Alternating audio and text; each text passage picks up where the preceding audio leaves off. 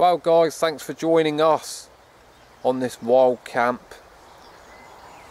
The same time I'm filming this, my mate over in the US of A will be filming his part. We're going to put the videos together and see what it comes out like. It's been lots of fun already, trust me. I'm going to show you my little setup that I've got here. You can see I've got the Ticket to the Moon chair all set up. I've gone for the standard Ticket to the Moon tarp, Ticket to the Moon hammock, snug pack under blanket and the Rab sleeping bag, and it's as simple as that. I love the hammock camping and it's definitely the way forward, I'll tell you guys. Let's move closer in and have a quick look, see what we've got going on underneath the old tarp there. Inside guys, that's it, simple as that. The Rab sleeping bag, the Ticket to the Moon double hammock, absolutely fantastic. I really can't fault them. They are simply the best I've slept in. And the snug pack under blanket, a really good piece of kit. Very, good quality, can't fault it. Really good, keeps you warm. You really do need to have some kind of under blanket, really, with a hammock, especially over in the UK. So let's pop over to Steve. Steve, yo devil, what's your setup, mate? Come on, don't be shy, let's see it.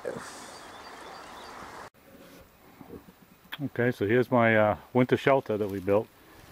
Me and another gentleman. We built it, it was several feet of ice. And we recycled the old camp that we did in December rather, excuse me, the first Sub-Zero challenge. We recycled that and decided to make a wigwam basically. We used 4 tops, the tops that we normally carry anyway. This canvas top here is an 8x10 that I carried the first night, and I had another top with me. I always carried 2 tops, so, and the other gentleman had 2 tops. So basically we made this dump on the hump, I guess you'd call it. Pretty ghetto-y, I know. But what I did is I had a tick bed that I tried to make, and it was actually too narrow. It was only 2.5 feet wide. It was too narrow, so I just cut my stitching that I had stitched it up with, and we used that as a door. So I threw this, tied this log onto it, and used it as to hold the door. But basically all I did was cut down a couple of hemlocks, get them out of the way. One of them's dead anyway, and so it's on high ground.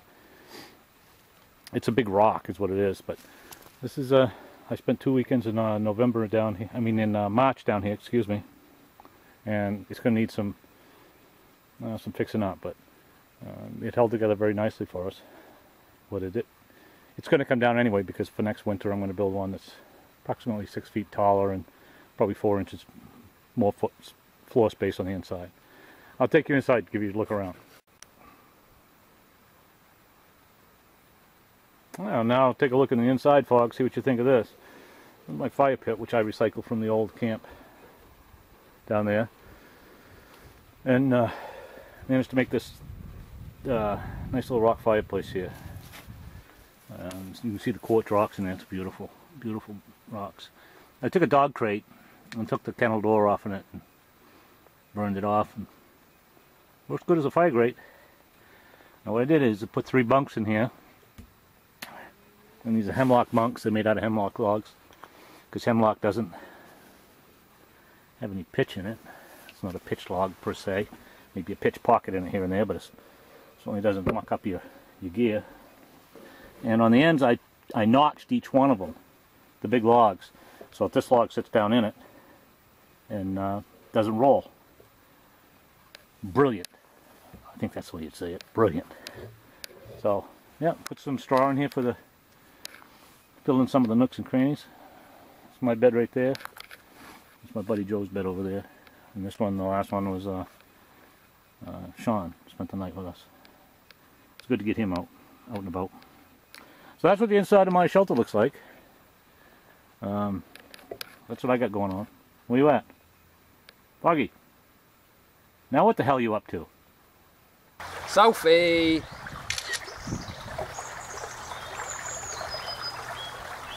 Ah, is it me already? I was actually just down at the river. I was getting some cup of water. Nice flowing river here. Nice cup of water. Looks pretty clear. Smells pretty fresh. What do you reckon, Steve? Alright to drink? I don't know, mate. What do you reckon I should do with that? Don't stop. Wait, you crazy nutter. What the hell are you trying to do? I'm going to tell you straight up, man. You could end up in a world of hurt. It wouldn't happen today, but down the road you could end up in with a little bit of intestinal problems. So let me show you something. This water looks great, doesn't it? See how clear that water is? Looks wonderful. And now you look right here. Scan along. Boom. See that right there? Boom. See that right there? Boom. See that right there? Where's that going? That's going in the water. You certainly don't want to drink animal feces or, frogs pee in that water. You certainly don't want to drink that. So, best to maybe use some iodine or some tablets or whatever your preferred choice is, but don't drink water unless it's an emergency. I mean, dire emergency. Don't drink water out of this stuff. Yeah, I've done it a couple hundred times in my lifetime, and pristine brooks and whatnot, and I've been fine, but why take the chance if you don't have to? I, myself personally, prefer when I'm in this kind of a setting and environment to boil my water. And that's how I do it, Fog. You're saying I've got to do all that to purify that before I can have a drink? This wild camping really does suck. I better get on with it.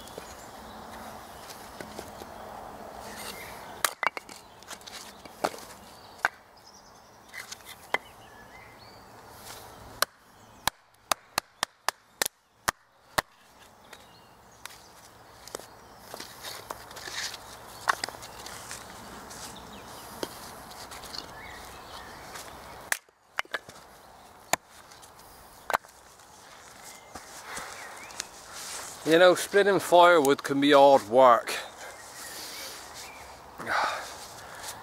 You really got to know how to look after your axe. Chopping logs and things like that can really take a toll on its edge. How would you sharpen that axe, Steve?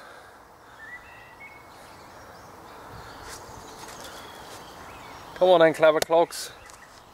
What would you do? Hey bud, just poured a pot of water here. I'm getting ready to heat some water up. And you and you want me to show you how to sharpen an axe? Really? Oh my god. I'll show you how I sharpen an axe anyway. My axe isn't dull. I did just get done splitting a bunch of wood. But I'll tell you what I can do. I can show you how I sharpen my hatchet. Same type of head. Same basic technique anyway. Well, it is the same technique. Let me get my water on here. I can have some hot water. I might have some coffee later on. And perhaps a spot of tea. How's that? Yeah. Okay. Don't mind my equipment. I beat the snot out of it, as you can tell. Okay. my blade's not terribly bad, but if I really had mucked it up or really nicked it up on the edge there, I would take I carry something like this. This is just a 3-sided file, no big deal, and I would take the nicks out with this, just kind of give it the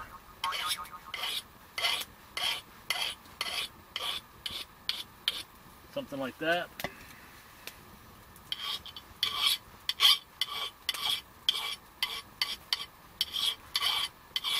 Something like that, just to get the nicks out. And got a pretty good edge on it right now. Then you take one of these puck stones. This isn't. There's Lansky's. Norton has them. There's a bunch of them that have these things, and you can wet it. But to be honest with you, it doesn't really need to be wet. But you can wet stone it, or you can use it dry. And there's a coarse side and a fine side. So, and the coarse side is really just a medium side. So keep your fingers away from the edge of the blade. And there's a way I do it right here. Hope this comes out, buddy, for you. So get the angle that you're looking for. Hear it digging in? This is just how I do it anyway. Okay, flip it over. Same thing on the other side.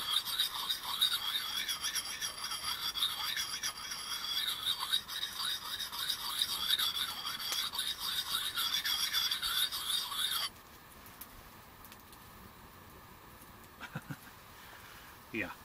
And I'll take the fine side. That doesn't really need to be touched at all. Trust me, it's plenty sharp. But and what you're seeing on there for the red on my blade, on this hatchet handle, this Wetterlings, is from Hammock, because I use this. That is blistering sharp now, buddy. So what I use this for is, this is my belt axe, well, hatchet, but I call it a belt axe. And I use this when I go through the woods to limb up the trees so that I can see underneath them. Also around the deer trails, when in the wintertime, you know, the hemlock stick out in the branches. So I just clear deer trails, but I like to clear it anyway. I like to keep the dead stuff on the ground. That way, there, if anything, you know, if there was ever a forest fire, something like that, not a lot of dead stuff to allow it to climb up the trees. So I keep that stuff on the ground. But that's how I do it, man. That's and this has been a good hatchet, man. It's been used and abused. I abuse everything that I have anyway. So other than that, I got that Canterbury stainless steel pot. I will tell you that I've used it. I guess this is about the 5th time I've used it. I like it. I had a Moore's pot, aluminum, same basic thing, except it's aluminum. Did a good job, but to be honest with you, it's aluminum. I wanted stainless, so I'll keep the stainless. So that's what I got going on here. Ooh, I better cover that or I'm going to get hurt. Hope that was informative. Hope that worked out for you, buddy. So, what you got going on over there? Now that really is some useful information. Good job, brother. Firewood cut, got me water. I'm really ready to go. Gonna need a lot more firewood than that, and I really do need a cup of tea, so I've got something else. There you go, Steve. All that chopping of wood and all that other nonsense. Swedish Army Trangia mate. All you need is a match and some meths. Off you go, lovely jubbly, job done. Well, it's time for me to get some food on the go. Probably gonna have some tomato soup. How do you say tomato, Steve? Say what? Tomato? Tomato soup? No, it's tomato. That's funny stuff right there, mate. You Americans crack me right up. That's what I'm having, bud. Tomato soup. There you go. Canned tomato soup. Home fresh, grown everything right out of the garden. Good stuff right here. So that's what I'm having. But before I can do that, I gotta heat it up, and I gotta get my my fire going. So I'm prepping the wood around, and I'll use a flint and steel with some charred ant wood. That's right, not punk wood, ant wood. So I'll set this right up, and I'll show you how that process goes.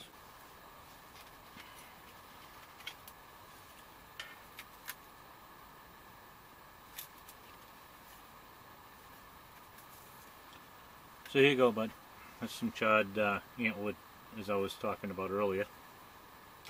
And I'm going to try to shoot a spark in here and see if I can catch a chunk of this on fire.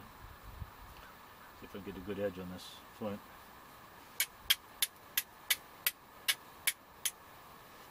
Let's see what we get one there.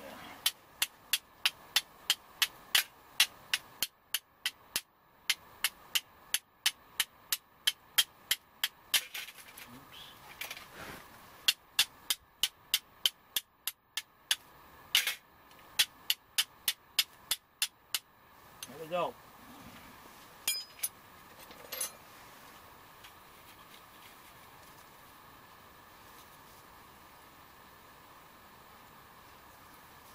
There you go, buddy. I'll take some of that off. I'll put that down in there.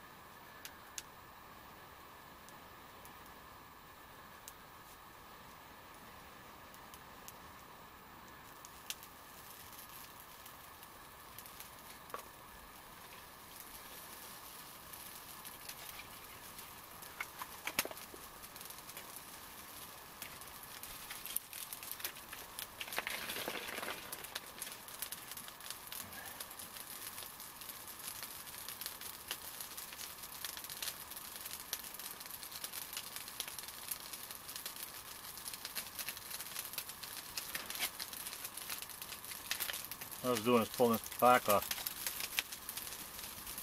Filleted it. Sheet by sheet. Just a fine fabric. Just the small pieces like that. That's how you do it. Oh, she's going good now, huh? Yeah. That's good stuff. Now let's really kick it up. Get it in there.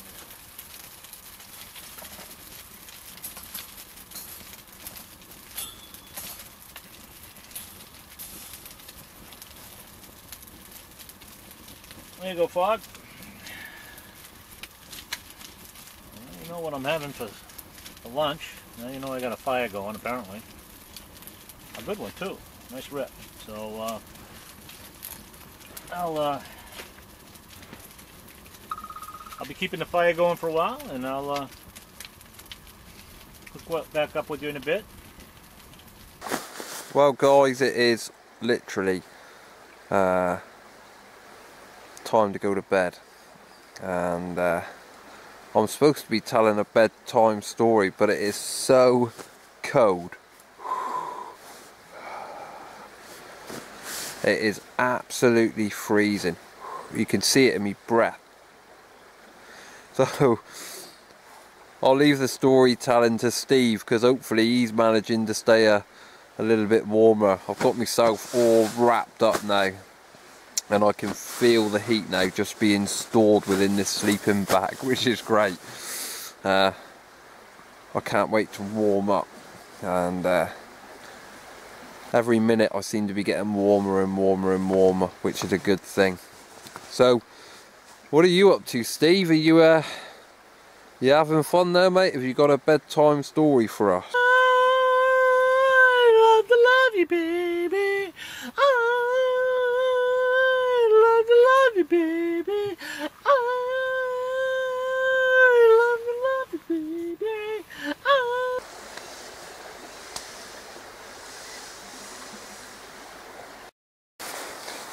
Well guys, I actually slept really well and coming really cold last night. Everything did its job. So much fun. So that's it from me, guys. I've got to take all this down and try and get home. Steve, how did you get on last night, mate? Morning, Foggy.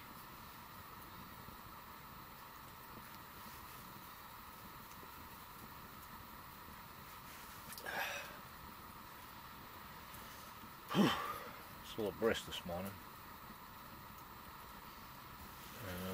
Sun's not up yet, but it's lightening up. Birds are chirping, we'll put it that way, woke me up.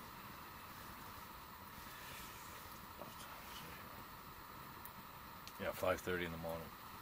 So, good time to get up. So I just got up. Got myself some chaga tea here. I mixed a little coffee in it.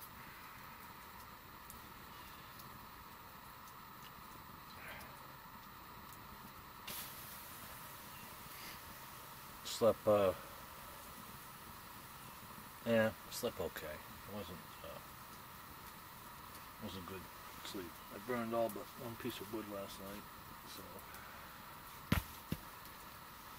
that's a positive.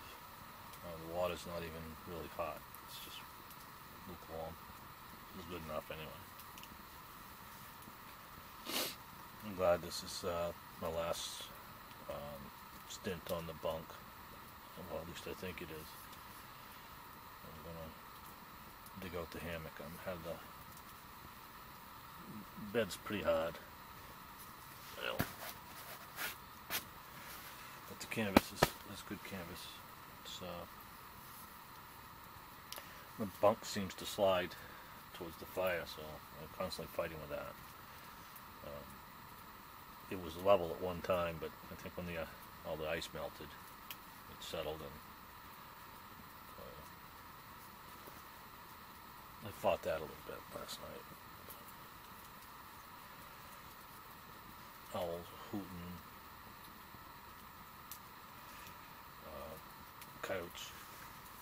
couch reacting to, deer stomping and blowing all night. Like I see, didn't like me, put it that way. So gonna have a spot of tea. I'm gonna have my coffee and chaga tea, and then I'm gonna brush my teeth because I feel like the whole Russian army marched through my mouth when I was sleeping and took a dump. And then I'm gonna I gotta pack up. I gotta go get my mom, take her home. She's been in rehab, so